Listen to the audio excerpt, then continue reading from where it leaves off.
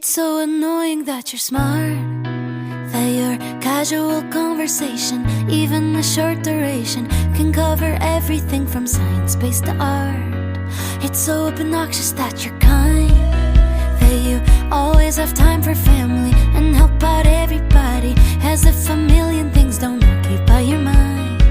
If you could be just a little less perfect, then I could say I don't have time and it's not worth it. But how is a girl to resist you and all the little things you do? Oh, if you can get much better, don't, cause it'll get much harder. Can't blame a girl for trying to take it slow. Oh, how is a girl to resist you and all the little things you do? How can I resist you? It's maddening that you make me smile, even at times when no one else can. When I get